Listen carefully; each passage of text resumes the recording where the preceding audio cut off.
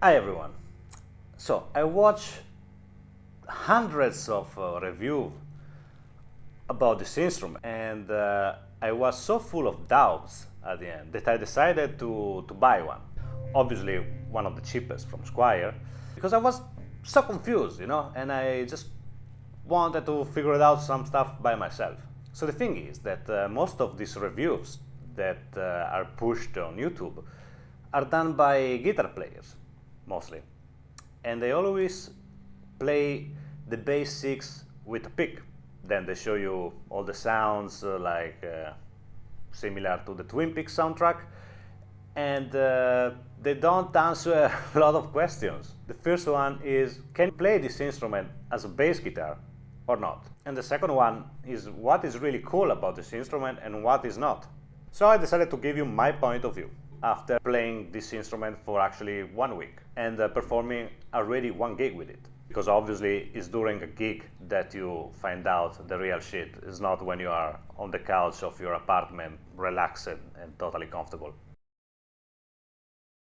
So let me start with one of the things that you usually see on forums, Reddit, social medias, whatever, that is really difficult to tune the bass 6. I didn't find it difficult at all. The only thing you need to do is actually to change the strings, because the strings that comes with this bass are not that good. I have no idea why Fender or Squire are sending this instrument with those strings, but the concept of the strings they're using is actually wrong. Let me explain to you. So this is a short scale bass. It's 30 inches. 30 inches, we are still in the bass realm of things, for sure. There's many basses that are 30 inches since the 60s. Even 50s, so it's nothing strange. In a short instrument, you don't need to put really tiny strings, because then you lose all the tension. You actually need to do the opposite. You need to put strings that have more tension, a little bit bigger, or strings that are not bigger but somehow are done in a way that have some great tension in it for a short scale bass. So the first thing that I noticed when I took this bass out of the box is that the E strings was completely unplayable. There's nothing you could do about it. You could raise the action a lot. No, it was completely bullshit. And so then I instantly decided to change that string. And I took strings that I know that works well on short scale basses, despite not being too big. The strings that I took were galley synthesis. After doing that, I had no problem tuning this bass guitar. I didn't need different space here. It was actually totally fine.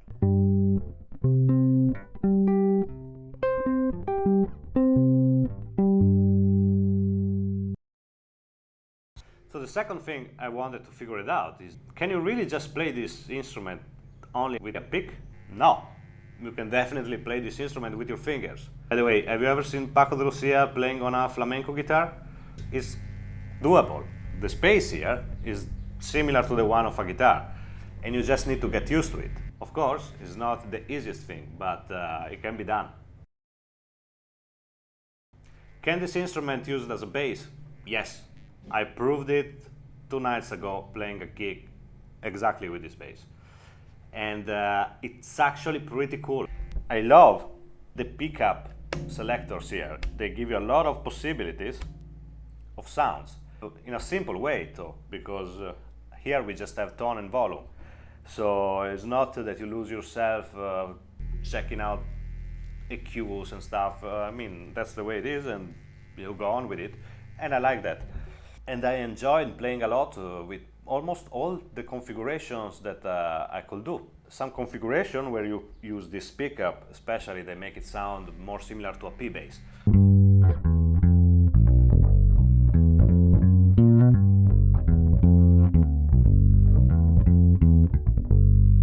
Really, really nice sound. And these pickups also can give you a pretty cool jazz bass kind of thing.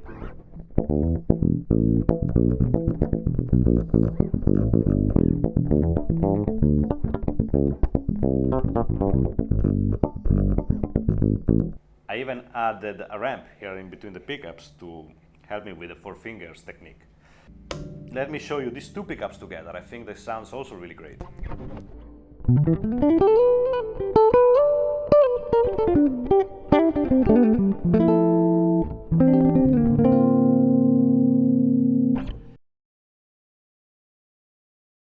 Another myth about this instrument is that you cannot slap with it. Well, it's not true, you can slap with it.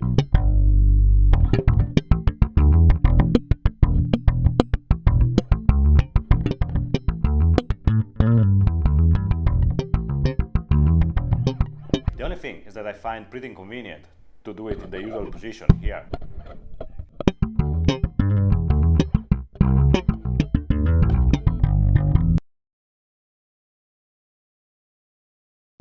Another thing that I really like is also the fact that if you close all the tones, you can get a really nice vintage tone, especially if you play with palm muting.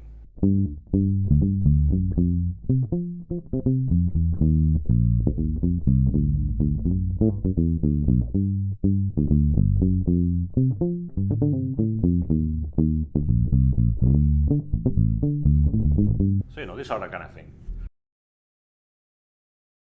And now let's talk about some of the issues that I found with this instrument. So the neck is not that stable. I find myself having to adjust the truss rod a lot. The frets were actually okay. I didn't have to work on them, so maybe I've been lucky. Maybe in Indonesia are pretty good in putting frets. I don't know. But what is this instrument? In my opinion, this is definitely a bass. This was a bass conceived for bass players that wanted to experiment probably more with chords.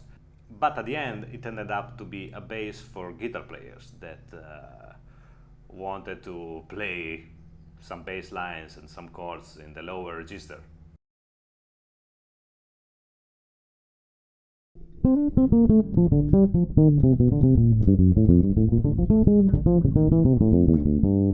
How this instrument could be, you know, improved. So a little bit of more space will not be that bad. Sure, you can say, but then it's not a bass 6. Well, it can still be a bass 6 with a couple of millimeters more, I guess. Around maybe 12, 13, still pretty narrow. Another thing that I noticed is that, you know, these strings, you have to be really careful. Probably you can fix that changing, you know, the nut hole, but still, why they didn't make the neck 1 millimeter more big? I don't know. So now I don't have the tremolo on, but actually I think it works pretty fine.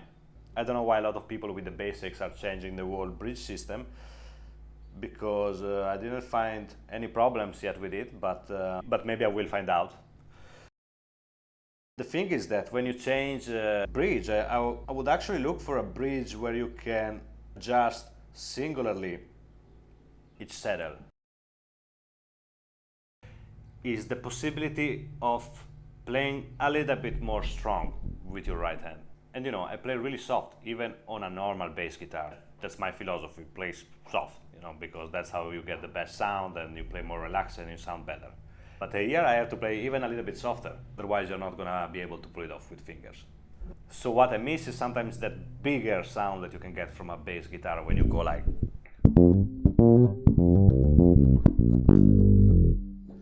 All things considered, I'm actually enjoying a lot the bass 6. And I think that the Squire for €400, yeah, it's definitely good quality. But overall, as an instrument, it's definitely not perfect. I mean, another thing is also that it's really big for being a short scale. Yes, it looks really cool, but it's big like a normal jazz bass. So the whole short scale concept doesn't really make a lot of sense. But I guess in the 60s, you know, they didn't really care. And maybe this adds a little bit of charm to this instrument, you know, it makes it more particular as well. But it's not an easy instrument. You need to be really careful about the articulation, so which note you're gonna play, which note you're gonna play as hammer on and pull off, and you need to be always aware of the sound, you know. So the whole thing I said before about playing soft, yes, you need to have a total control. It's actually a good instrument to practice over, because it's going to teach you a lot as well.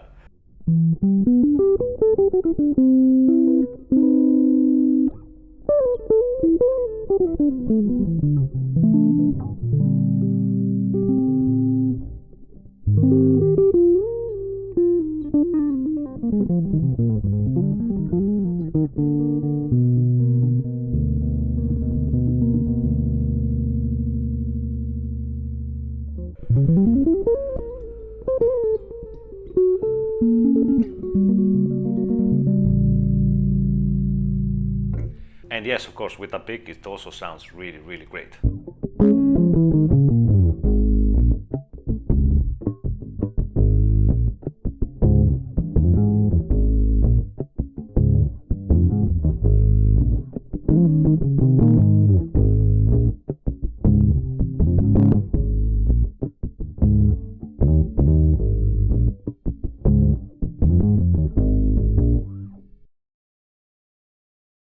So in conclusion, it's a really particular instrument and it's actually a lot of fun.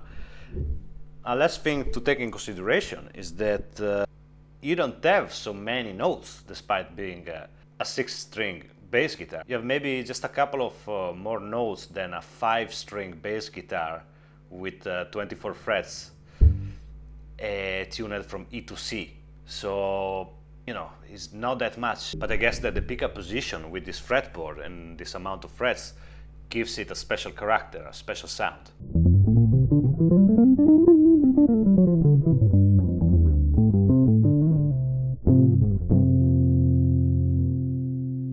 So, yeah, it's definitely not a perfect instrument, not an easy instrument to play, but there's something really cool about it.